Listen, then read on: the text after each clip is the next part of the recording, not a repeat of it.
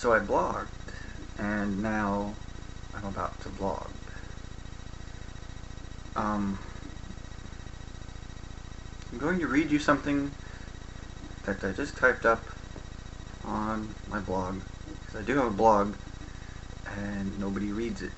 So, I'm going to read it in this blog. And it's also something that I wanted to talk about. This is a very cerebral observation on, firstly, Valentine's Day and holidays in general, and the question of what is love. So it's the weekend of Valentine's Day, neatly etched in between the Christmas season and my birthday on the 16th, tomorrow. And I've heard a lot of talk via the internet and YouTube about love.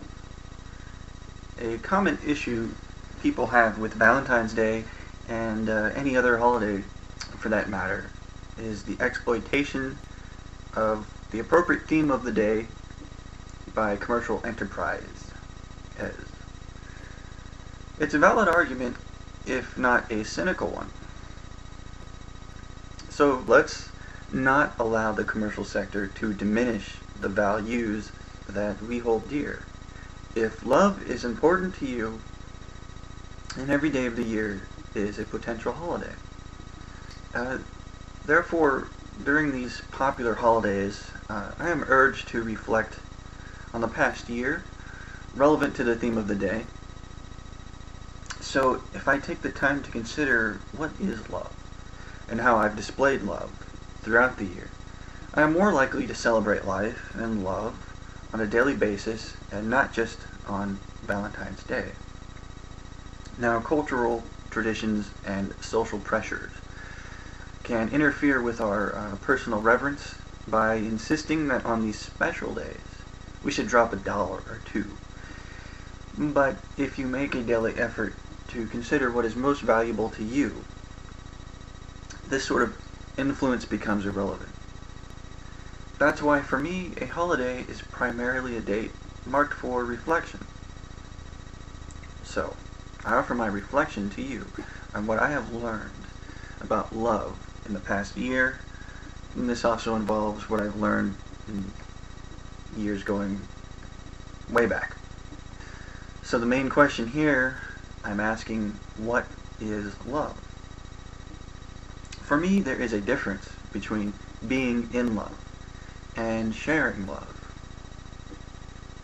The simple difference is that in the second case, sharing love, there are at least two parties active and involved in loving each other, while in the first case, there is no other person to receive love.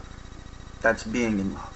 With, say, okay, so this means I can be in love with a girl, or a car, or anything at all, but that person or that thing does not reciprocate.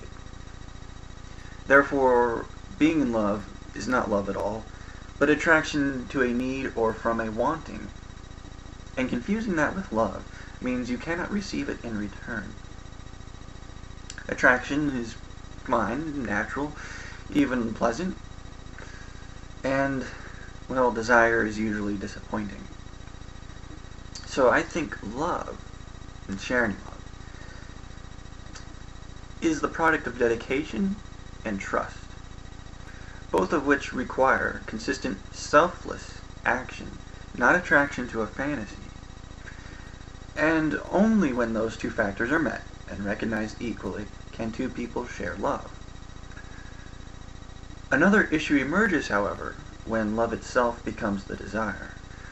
The desire for love can make us forget that we need to develop dedication and trust together before we get to share love. This error is understandable because both dedication and trust require hard work and often sacrifice and compromise together for the sake of another person who may not initially appreciate or offer these in return. So for this reason, Love and risk usually meet together in the same sentence. Just remember that what's at stake is only your time and energy, and if you offer this first and it isn't welcomed, it's their loss and your heart will still be safe. This is why it can be so exciting when you find someone who responds to your work, because it's actually validating. And love is like a goad for two people